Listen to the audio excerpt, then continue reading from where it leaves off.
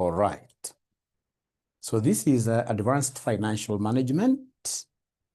And I would want us to look at this question. That is November 2020. November 2020. November 2020.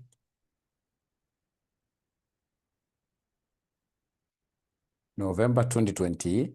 Question number 4B. Once you get that question, could you kindly, in this case here, mention there, yes. November 2020. November 2020. Question number 4B.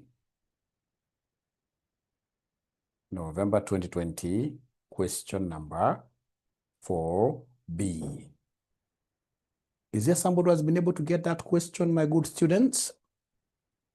November 2020, question number 4B. November 2020, question number 4, boy.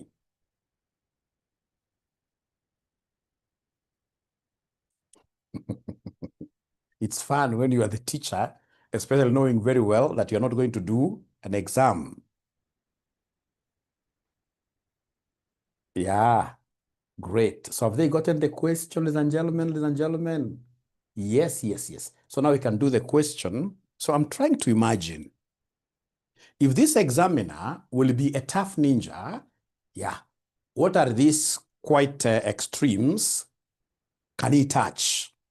You know, he's a tough ninja. He'll be able to look at various extremes, yeah, and get questions from there, one or two, which may scare my students.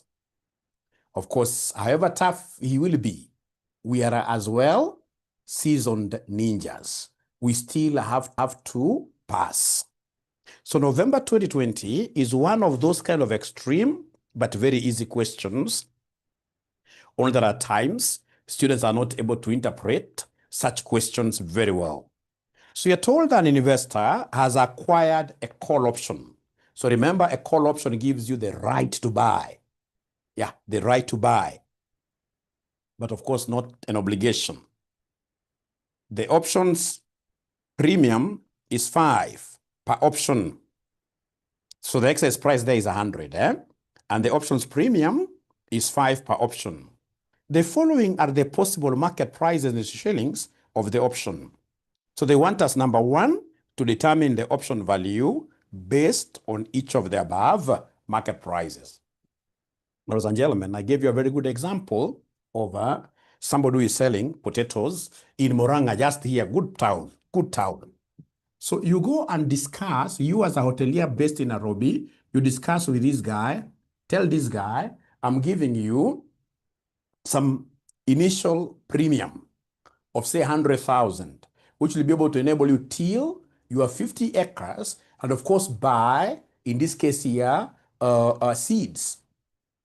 Yeah, so you can, in this case here, plant potatoes. When, in this case here, you harvest, then I will be able to come and buy these potatoes from you at 3,000.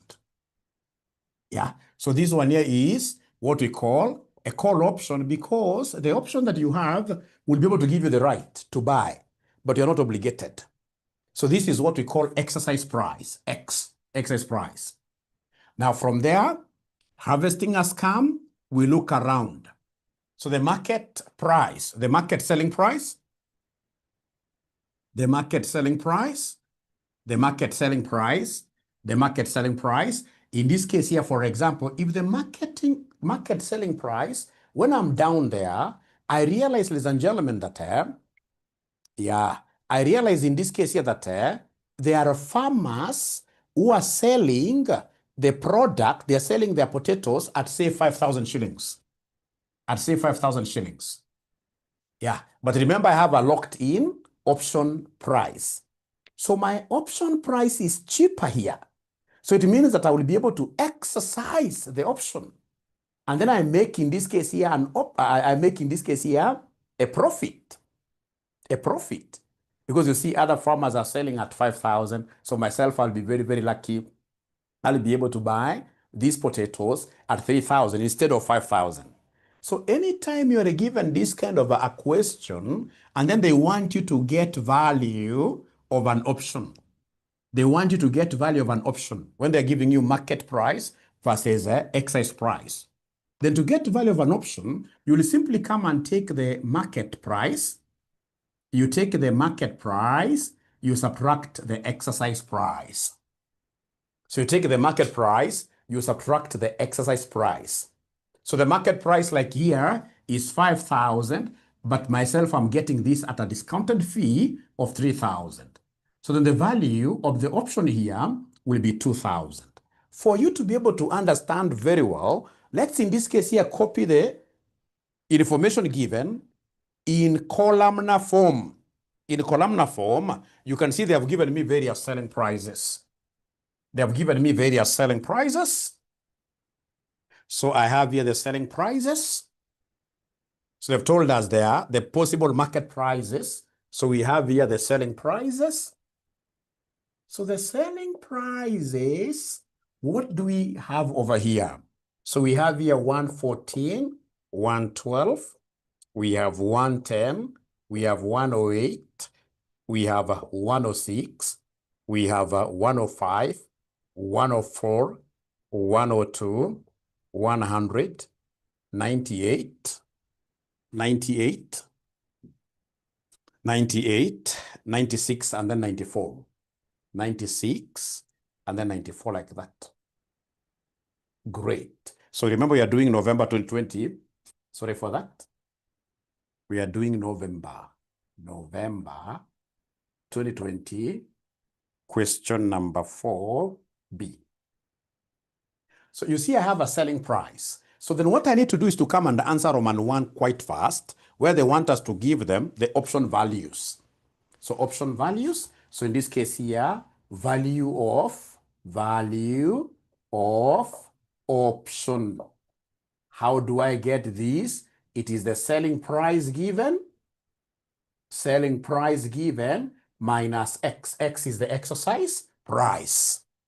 X is the exercise price. So the selling price given minus exercise price. Minus exercise price. Selling price minus exercise price. Selling price minus exercise price. Let me ask you, great students, a question here. Has this examiner given us the exercise price?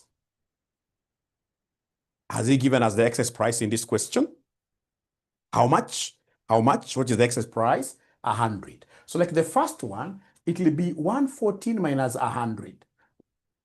112 minus 100. 110 minus 100. 108 minus 100. 106 minus 100. 105 minus 100. 104 minus 100. 102 minus 100. 100 minus 100. The selling price is 98 minus 100. Then we have in this case here 96 minus 100. Then we have 94 minus 100. So then you will be able to give me answers. So like the first profit, not profit, but value of an option is 14. Very good. So this one is 12. Very good. This one is 10.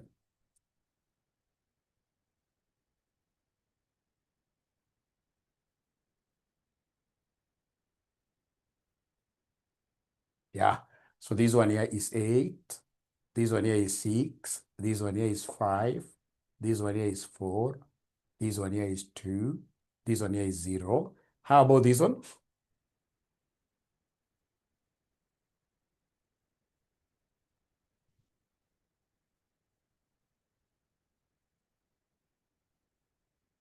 Wrong. It's not possible for option value to be negative. If I go and realize, ladies and gentlemen, that there are farmers down there who are willing to sell their potatoes for 1,000. I can never make a loss. I do not have an obligation. So in this case, ladies and gentlemen, whenever you talk of value of options, it's not possible for you to make losses. Whenever you see possibilities of losses, you simply put 0, 0, 0, 0. Don't exercise. So where you are seeing losses here, do not exercise. So is there somebody who has learned something there? Somebody who has learned something there? Great. So now you have all the marks for Roman 1. You have all the marks for Roman 1. Value of an option. Don't forget this. If the examiner tries to go to the extremes and he asks this kind of a question, don't forget this is really, really important. So then we go to Roman number 2. Roman number 2. So Roman number 2, they are asking us there to determine the profit or loss associated with the option on the basis of each of the possible market prices. So now remember, we had already paid this person some premium upfront. We had paid this potato seller some premium upfront. Is there somebody who is able to see a premium? Premium is a fixed cost. It doesn't matter what is going to happen. Premium is fixed in all. So we have here the premium. So then we'll be able to come and have premium here, which basically is fixed. Yeah, a premium of 5 across. It's fixed cost. 5, 5, 5, 5, 5, 5. So this one, even if you're making a zero value option, you had already paid it.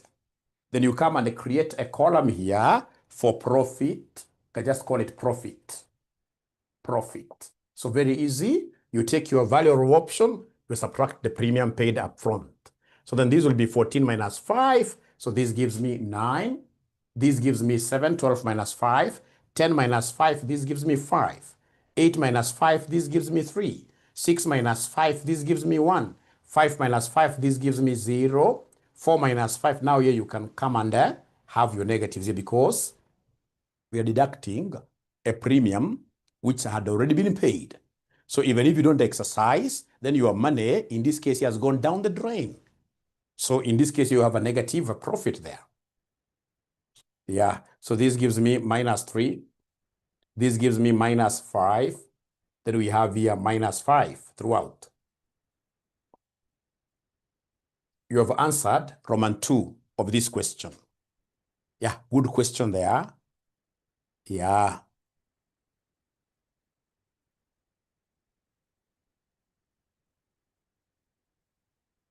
Yeah, a good question there. So, it's not about you buying at 114. Or in this case here, yeah, you buying at 114. No. It's about the selling price being 114 and you're going to buy this at 100. You're going to buy it cheaply.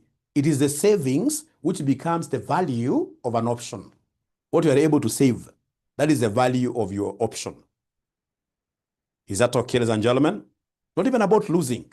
It's about saving. Remember, like I gave you a very good example of the potato seller. We've agreed with this guy to sell to me at 3,000. So if I go and get the other guys on a loan of 5,000, the middle loan of 3,000, then I've saved. It is these savings in this case here that are amounting to your value of an option.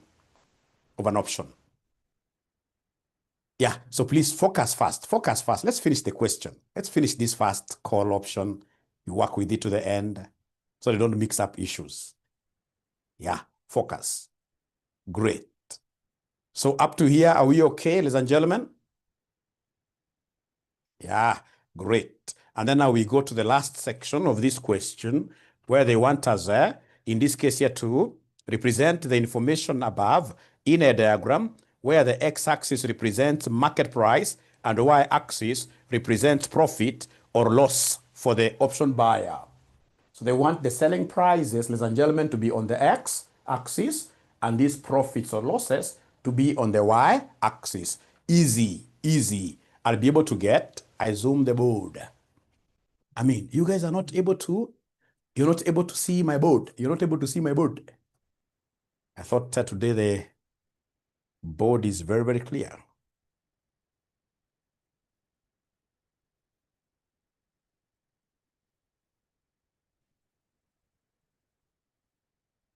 Okay. Much better. It's clear. Great. Yeah, yeah. All right. So then if you tell me this, of course, I can see the highest price is 114. That is the highest price. The lowest in this case here is 94. 94. So let's try plotting this. Can somebody in this case here give me this range? Give me the range. Range is the highest value, 114 minus the lowest value, 94. Can somebody give me this range? 114 minus 94, 20. 20 is perfect. So it means that each box can just take like 2, 2, 2, or rather each divided by 10. If I want 10 boxes down there, so each box will take 2, 2, 2, 2. And then I will start, say, from 90. I don't have to start from 0. Yeah. How about the premium? Premium, I can see the highest is 9. This one I can go 1, 1, 1, 1. Great. So then I'm lucky. Now I can go ahead and draw my graph. I have to just rub this. Now I can go ahead and draw my graph.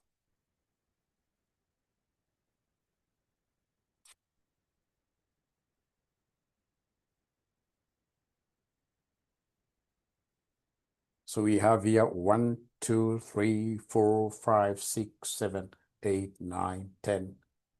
Can go to 12. Very easy. So I start from 90. So I'm cutting this. Yeah. So we have here 90, 92, 2, 2, 94, 96, 98. We have in this case here 100, 102, 104, 106, 108, 110, 112, 114. And then we have a loss somewhere here.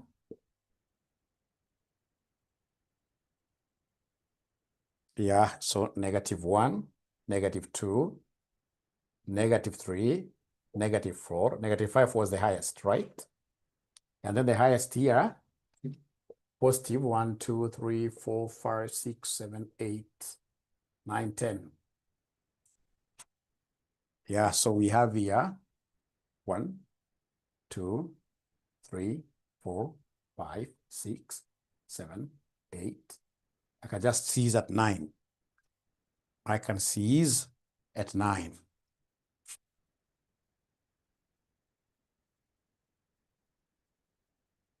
I can seize at 9. So then we start with the first price, the first selling price. The market price there is 114. 114, the profit is 9. The first one is 114 versus 9. So 114 is here. So 114 is here. I'm so sure you guys will be able to do a better graph than mine. Up to 9. That is the first one. You put a mark there. Put a mark there. Put a mark there. Yeah. And then you go to the next selling price. What is the next selling price? What is the next selling price?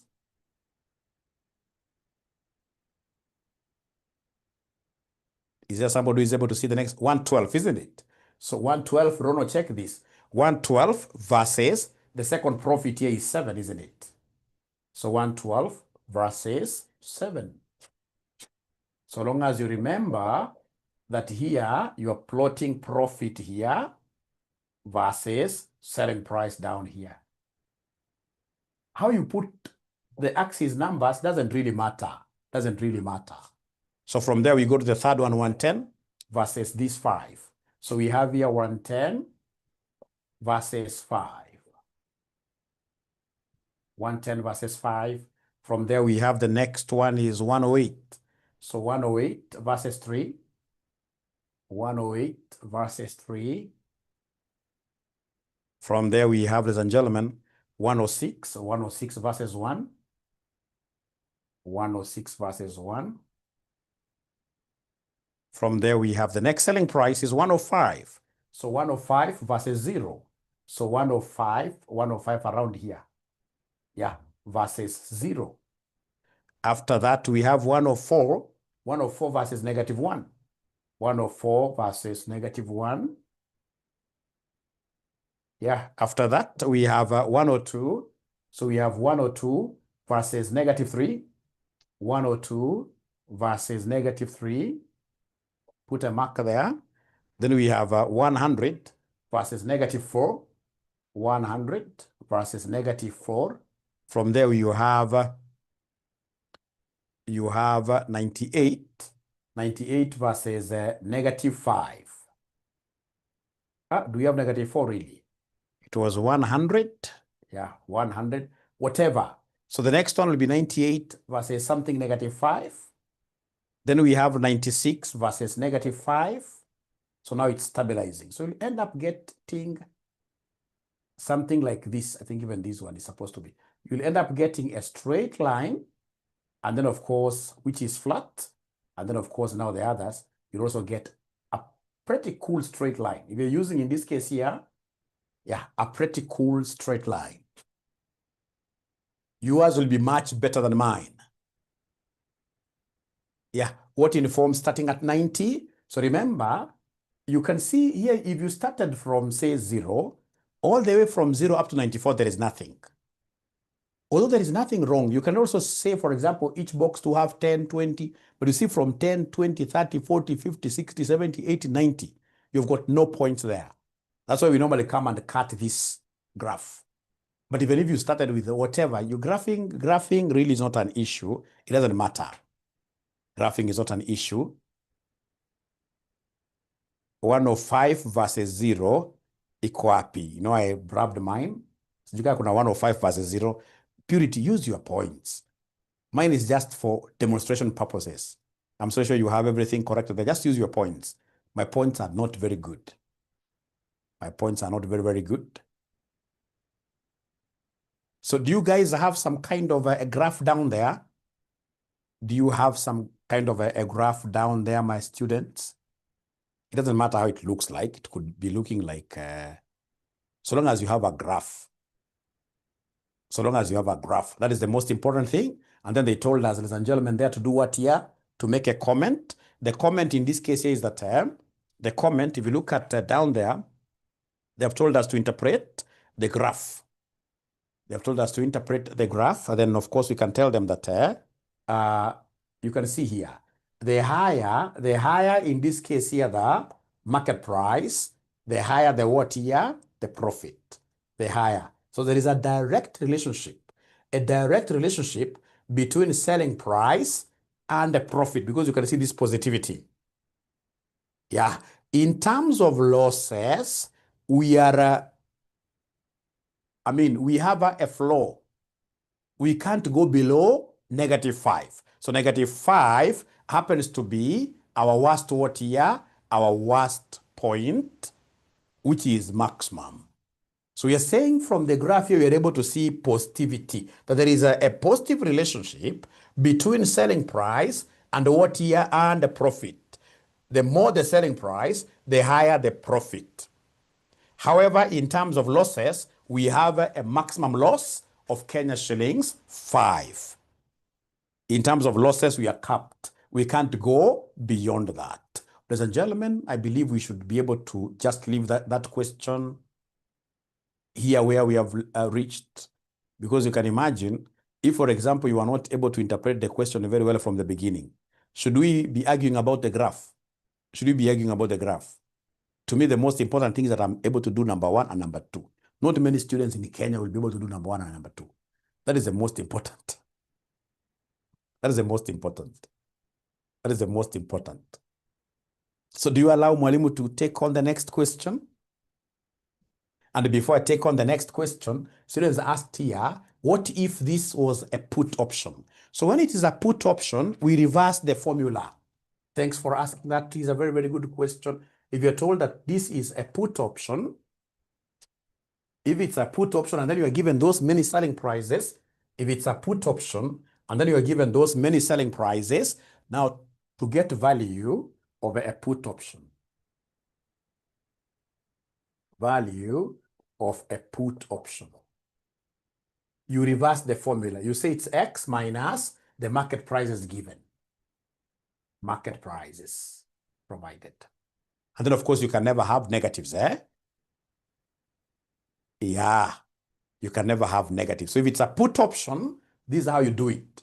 If it's a call option, you start with market price minus X.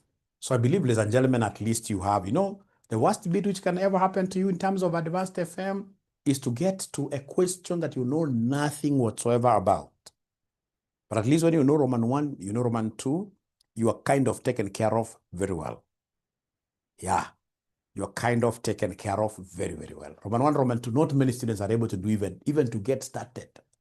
I know of so many students in AFM, I was an invigilator. So many of our students, in this case, they would just get a paper and then they are scared. I think it's the color or the smell of that paper. Yeah, they simply look around like this, like, yeah, they're quite, and then they walk away. In the first 30 minutes, they just disappear. So if you'll be able to do Roman 1 and Roman 2, that I can assure you, you'll pass. So can I now go to the next question, ladies and gentlemen? Or you did this exam in 2020? Yeah. There is something low hanging, yes. There is something low hanging. Now, then we go to this other great question, my good students. This is the question that I would want us to do. Yeah. So somebody is asking you that, were you doing these exams in 2020? Never judge. You listen, but you should never judge. Don't judge. Don't judge.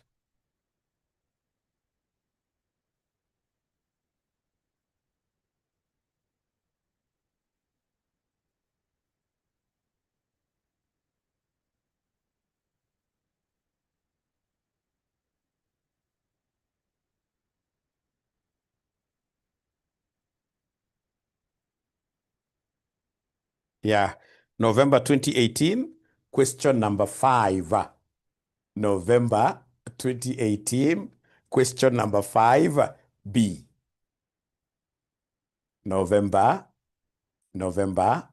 2018, question number 5B.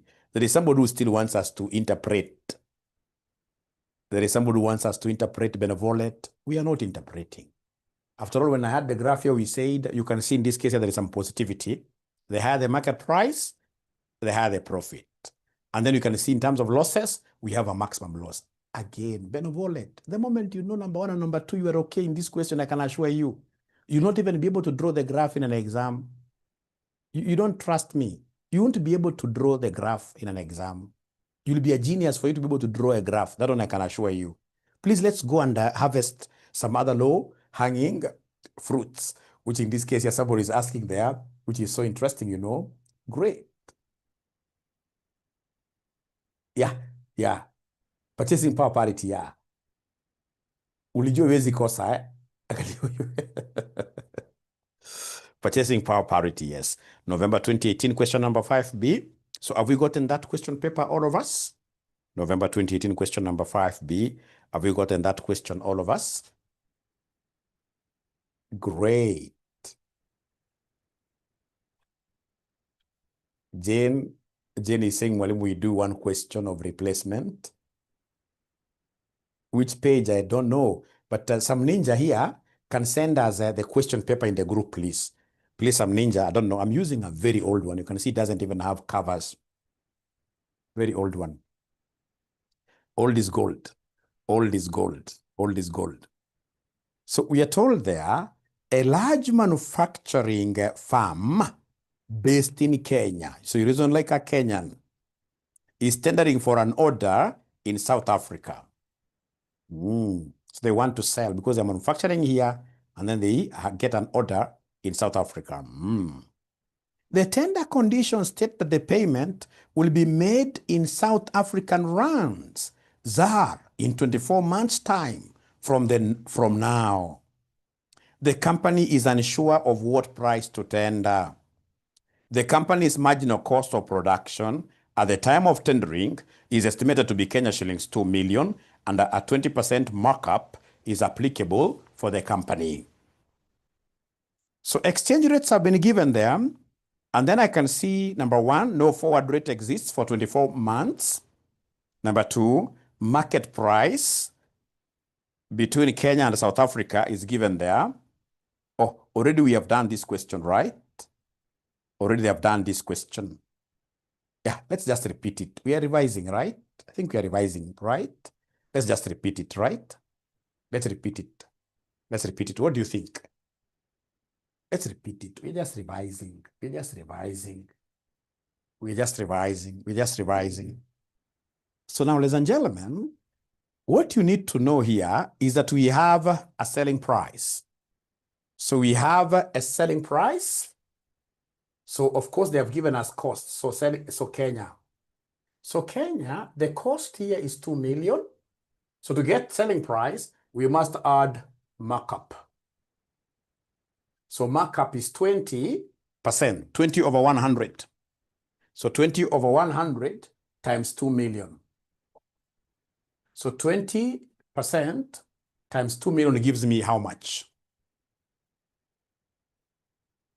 This gives me how much? This gives me 400,000. Yeah, which gives me 2.4 million, isn't it? So the selling price is 2.4 million. Selling price is 2.4 million. Is that okay? The selling price is 2.4 million. The selling price is 2.4 million. Remember, this is international finance, parity conditions. Even right now where we have reached, ladies and gentlemen, you do not even need to know the topic really. We are revising, isn't it? Yeah, so remember we are adding a profit markup. And the markup is normally based on cost. Yeah, it's normally based on cost. But in your exam, your examiner will give you margin. So he'll tell you that margin, for example, margin is 20 over 100. So if he gives you margin and he has given you cost value, then you must step down to markup. Now remember, if you are given markup, please listen. If markup, please listen. If markup is A over B, remember margin has a bigger base. Margin yana makalio makubwa. Margin iko na makalio makubwa. Margin. So kumaanisha, for me to get margin, I will come and say A over B plus A, because margin always has a bigger base. So please listen. If they tell me markup is 3 over 4, is there somebody who can tell me what the figure of margin will be? Margin will be equal to what here, somebody? If markup is 3 over 4, what will be the figure of the margin? Because margin always has a bigger base. Thank you so much. So it will be 3 over 4 plus 3, which gives me 3 over what here? Which gives me 3 over 7. Great. So then when you go and realize, for example, the examiner has given you margin, and you want to get markup, basi utafanya nini? Utakuja basi unyoe hii ikuwe ndogo sasa. So useme markup, utasema markup, utasema 20 over 100 minus 20. So is that okay, ladies and gentlemen? Are we in agreement? If the examiner gives you margin and you're dealing with costs, then you must always go back to markup. You must always go back to markup. So is that okay, ladies and gentlemen? Is that okay, ladies and gentlemen? Is that okay, ladies and gentlemen? Great. So then we are comfortable. Fortunately, this examiner gave us markup, and yet we have cost. So this is an examiner who is wishing us success. Now, ladies and gentlemen, let's first of all agree. We can see this examiner has given us some spot rate. He has given us some spot rate. He has given us some spot rate. What is this spot rate? It is 8.025 to 8.125. So we know that these are Kenya shillings per ZAR. So, ladies and gentlemen, yeah, great. So are you able to shake your hands towards your home currency and tell me which one is the buying rate? Are you able to shake your hands towards your home currency and then you tell me which one is the buying rate? 8.025, because you see this company is a manufacturing company based in Kenya.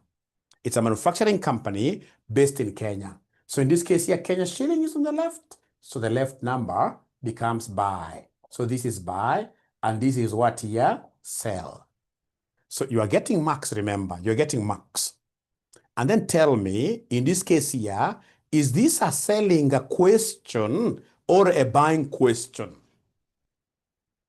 Is it a selling question or a buying question? Is it a selling question or a buying question?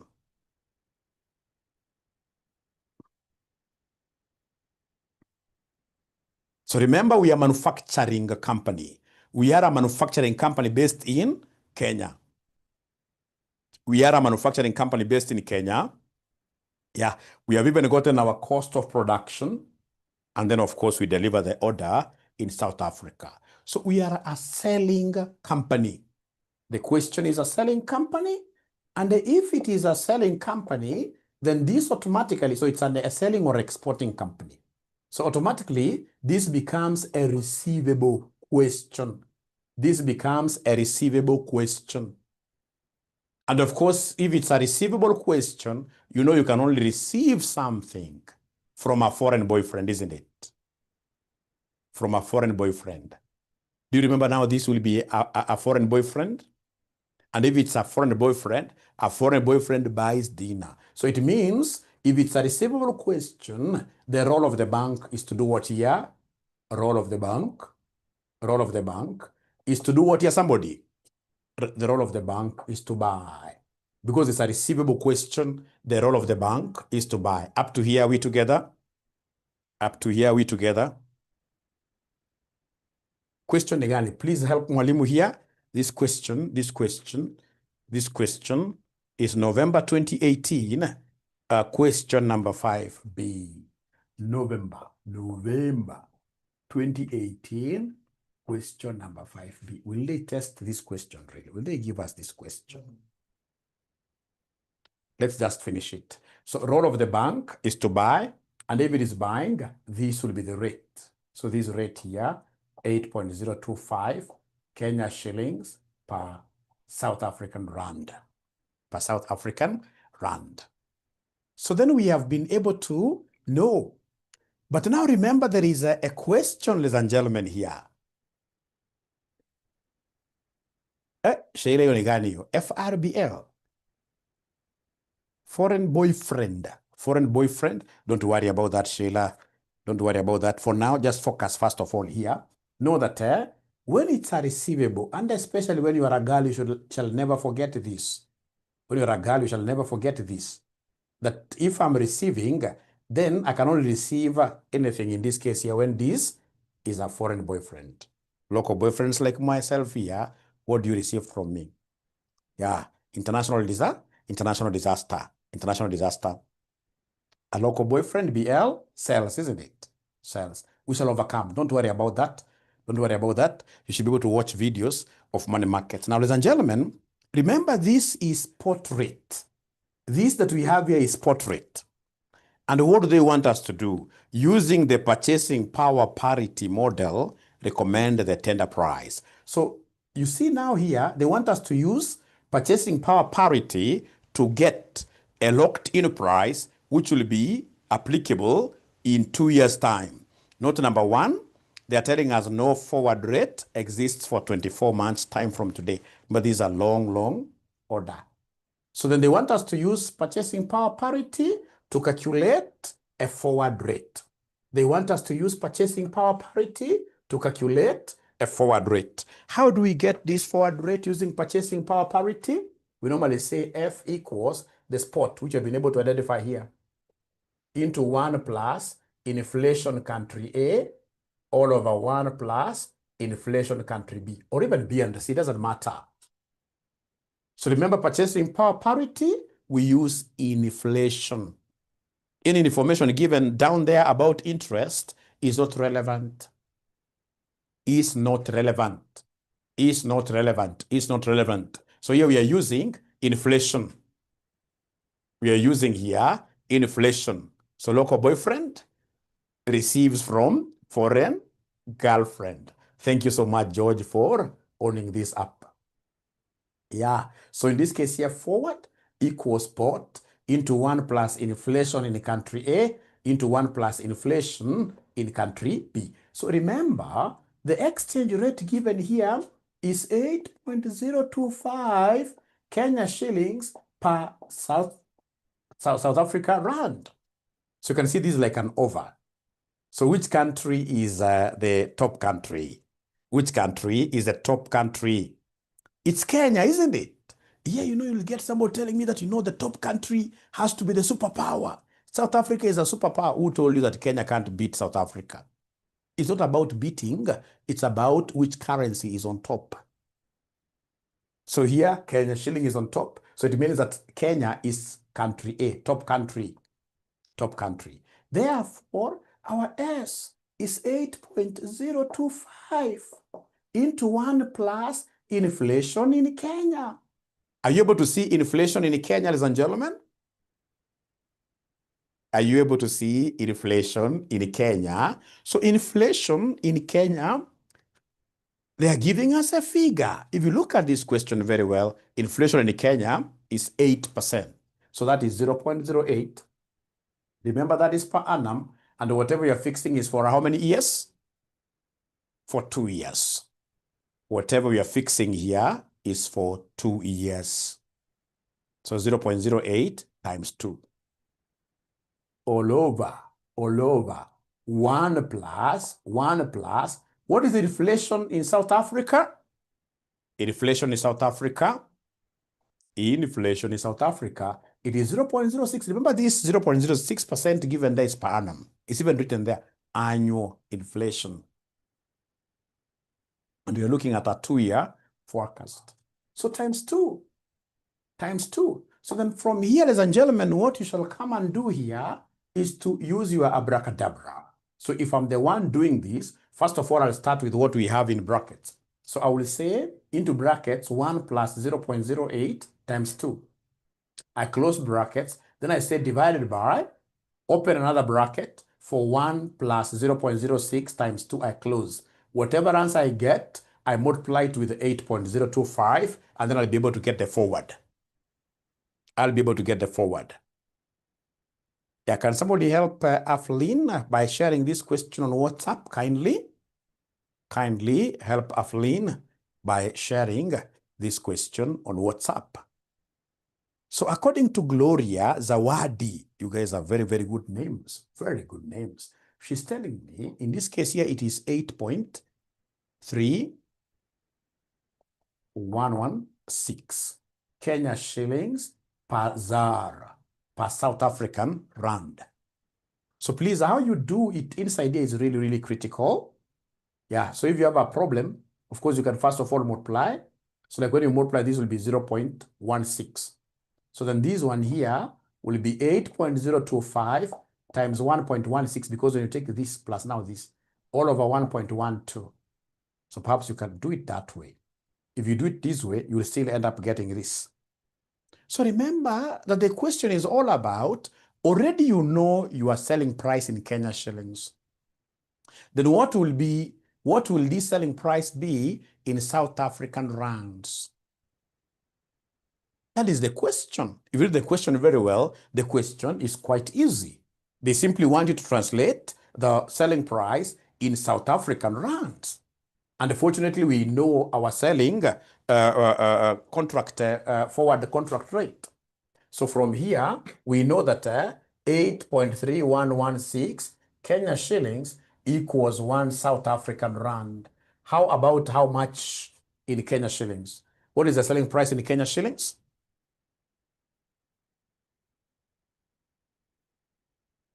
Yeah, what does additional information 1 mean here?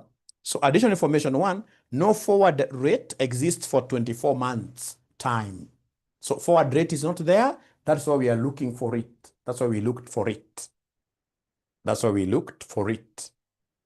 Yeah, in the mock, somebody wants me to do this. So remember, this is 2.4 million. 2.4 million Kenya shillings will end up giving us what? So it will be 2.4 million times 1 all over 8.3116. Then you have your figure in South African rands. And that is done. So the thing is, you do not have to get everything, but there are some low-hanging marks there. Like writing the formula is a low-hanging mark that you can easily get. So I believe, ladies and gentlemen, given that this question has been done by two ninjas, I believe now you have even understood it much better. Is that okay? Is that okay? Have you understood it much better? Bernard, I may not be able to answer your question. How is the marking done? I mean, Bernard, it's just formulas. Very easy. Get the theory. Don't worry about that. You try to know most of the things correct, and you will be able to be okay. You'll be able to be okay. Because like now this question, perhaps you not have even followed the selling price in Kenya. No. Perhaps somebody would have just done just forecasting using the purchasing power parity. Purchasing power parity. Is that okay? All right. I move kidogo. All right. Great. So I can see they still have some questions they want me to do. Don't worry about them. Remember, we said this class should be exactly 1 hour. I leave you. You guys should be able to freshen up a little bit. Eat some light dinner. And then you continue reading, say, after 10 p.m. Otherwise, I don't know whether tomorrow you have time for me. Tomorrow you should be able to do like now many hours. If you have time for me, where I'll be able to start with that question, mock paper question. If you have time for me tomorrow, even if you tell me tomorrow from 8 a.m. up to 1, that will really be good. The only time I'm engaged is from 2 p.m. Because from 2 p.m. to late in the evening, I'll be doing financial reporting. Yeah, now you can't tell me that even tomorrow you're going to work. If you're going to work tomorrow, then please start applying for new jobs. Yeah. Yeah, let me see what they're saying. They're available. I don't have a problem. From 8 a.m. will be nice. Will be nice meeting you guys. From 8 a.m. Oh, there is Sabbath.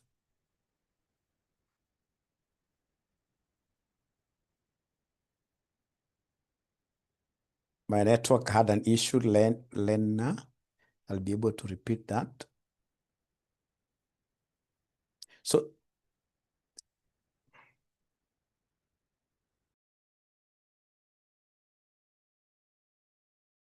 ladies and gentlemen, what do we do about this church, the Sabbath keepers? And it's really, really critical. Really critical. So I don't know whether we could proceed and have the class and then we have it recorded.